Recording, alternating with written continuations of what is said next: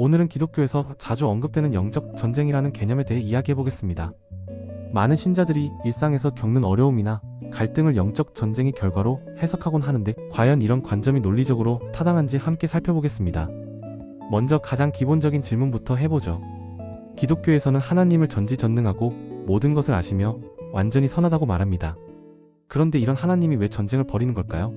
전지전능한 존재라면 이미 모든 결과를 알고 있을 텐데 왜 굳이 승부가 정해진 싸움을 계속하는 걸까요?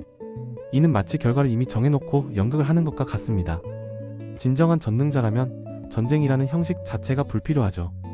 더 깊이 들어가 보면 사탄과 악령의 존재 자체가 모순을 만들어냅니다.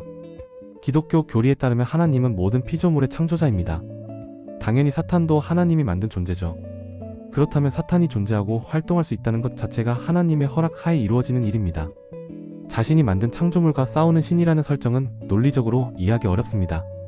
마치 작가가 자신이 쓴 소설 속 악역 캐릭터와 실제로 대립하고 있다고 주장하는 것과 같습니다. 실제 교회 현장에서는 어떤 일이 일어나고 있을까요? 교회 내부의 갈등이나 개인의 심리적 불안, 타종교와의 충돌 등을 모두 사탄의 역사나 영적 공격으로 해석하는 경우가 많습니다. 하지만 이런 문제들은 대부분 인간의 욕망, 잘못된 판단, 사회적 갈등, 과거의 트라우마 등으로 충분히 설명이 가능합니다. 복잡한 인간관계나 심리적 문제를 단순히 초자연적 전쟁으로 환원시키는 것은 문제의 본질을 흐리고 책임을 회피하는 결과를 낳습니다. 더 나아가 이런 해석은 피해망상적 세계관을 강화시킬 수 있습니다. 과학적 관점에서 보면 영적 전쟁이라는 개념은 더욱 문제가 많습니다. 전쟁이라면 그 결과나 흔적이 있어야 하고 객관적으로 검증할 수 있어야 합니다.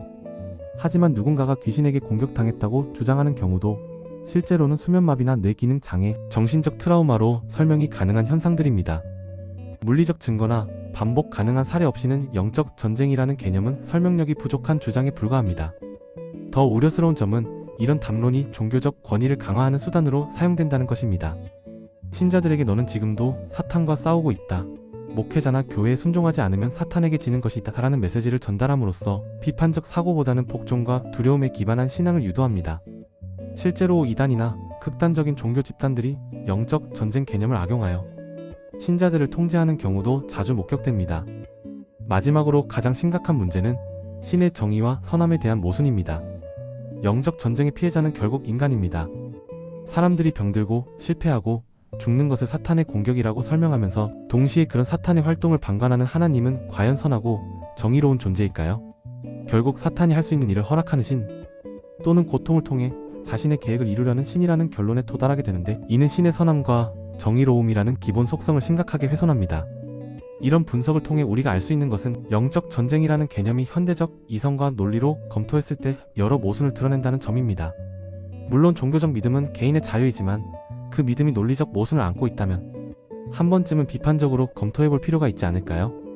무엇보다 이런 개념이 개인의 삶에 미치는 영향과 사회적 파급 효과를 신중히 고려해야 할 것입니다.